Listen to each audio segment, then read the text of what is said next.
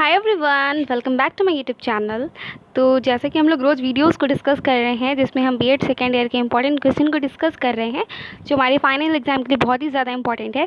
तो आज हमने जेंडर स्कूल एंड सोसाइटी को चूज़ किया है और एक टॉपिक चूज़ किया है जो आपके डिमांड पे आया है और वो टॉपिक है जेंडर इक्वालिटी। ठीक है, तो आज इस वीडियो में हम जेंडर इक्वालिटी को बहुत ही अच्छे से डिस्कस करेंगे और ये आपका शॉर्ट क्वेश्चंस पे आ सकता है मे बी। तो चलिए वीडियो को स्टार्ट करते हैं और डिस्कस करना शुरू करते हैं। अगर आपने मेरे चैनल को सब्सक्राइब नहीं किया तो जल्दी से सब्सक्राइब भी कर लीजिए ताकि रोज़ हमारे डिस्कशन में आप भी शामिल हो सकें। ठीक है, तो चलिए वीडियो को स्टार्ट करते हैं। हमारा क्वेश्चन है, जेंडर इक्वालिटी अथवा लिंग क्षमता से आप क्या समझते हैं। जेंडर इक्वालिटी को हिंदी में लिंग क्षमता ही कहते हैं। In English what do you mean by gender equality. तो इसके आंसर को हम डिस्कस करेंगे, पॉइंट वाइज ही डिस्कस करेंगे। आई होप आपको ज़रूर अच्छा लगे। तो जेंडर इक्वालिटी क्रियाकलापों का एक ऐसा समूह है जो व्यक्तियों को अवसर उपलब्ध कराता है तथा अपेक्षाओं को जन्म देता है।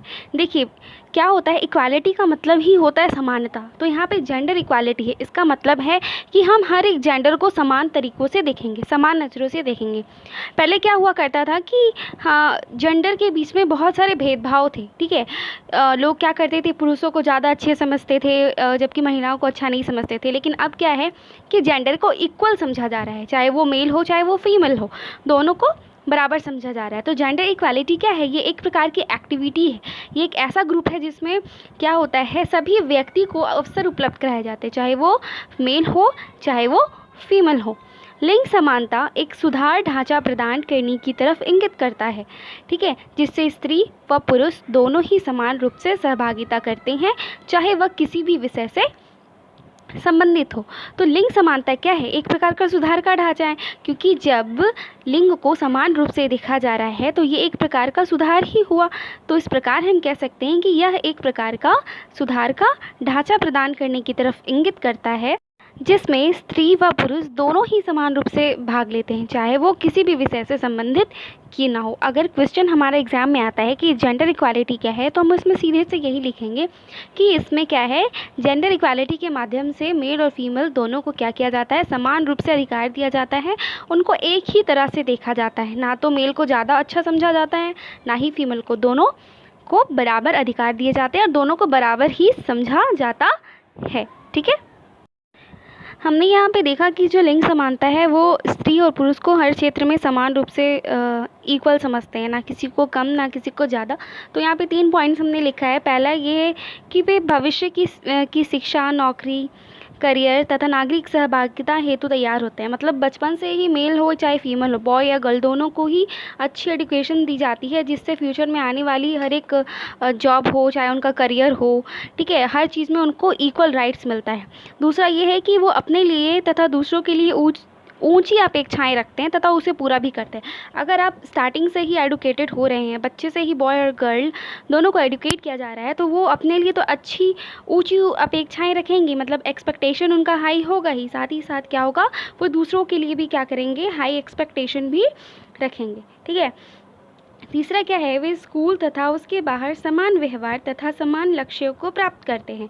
मतलब कि अगर हम जेंडर को इक्वल समझ रहे हैं, तो अगर बच्चा स्कूल जा रहा है, चाहे वो बॉय हो चाहे वो गर्ल हो चाहे वो कॉलेज ही क्यों ना हो, अगर मेल या फीमेल स्कूल जा रहे हैं, कॉलेज जा रहे हैं, तो वहाँ पे भी उनको क्या किया जाएगा, समान रूप से देखा जाएगा।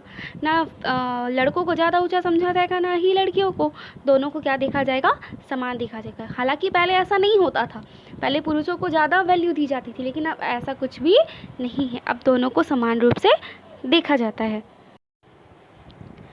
लिंग समता पुरुषों एवं स्त्रियों के प्रति न्यायपूर्ण व निष्पक्ष होने की प्रक्रिया है। इस प्रकार हम कह सकते हैं कि जो लिंग क्षमता है वो पुरुष और स्त्री दोनों को न्यायपूर्ण देखता है। मतलब इसका कोई एक पक्ष नहीं होता, वो निष्पक्ष कार्य करता है। ठीक है, निष्पक्षता बनाए रखने के लिए कुछ कदम भी उठाने पड़ते हैं, जिससे उन ऐतिहासिक तथा सामाजिक दोषों को दूर किया जा सके जो स्त्री पुरुष के लिए समान अवसर देने में बाधक सिद्ध होते हैं। अब बात ये है कि हम निष्पक्षता को कैसे बना के रखेंगे। निष्पक्षता बनाए रखने के लिए हमें कुछ कदम भी उठाना पड़ता है जो ऐतिहासिक और सामाजिक दोष को दूर करने किए जा सके, जो स्त्री पुरुष के लिए समान अवसर देने में बाधक सिद्ध होते हैं। यानी कि निष्पक्षता को अगर हमें दूर करना है तो हमें उन दोषों को दूर करना होगा जो पुरुष और स्त्री को न्यायपूर्ण अधिकार दिलाने में उनके बीच में बाधक सिद्ध हो रहे हैं, मतलब वो बाधा डाल रहे हैं। ठीक है, तो आई होप इस वीडियो में आपको अच्छे से क्लियर हो गया हो। और तब तक के लिए have a good day and wait for the next video, and तब तक के लिए stay tune with me, that is Namrata Jaiswal. Bye bye.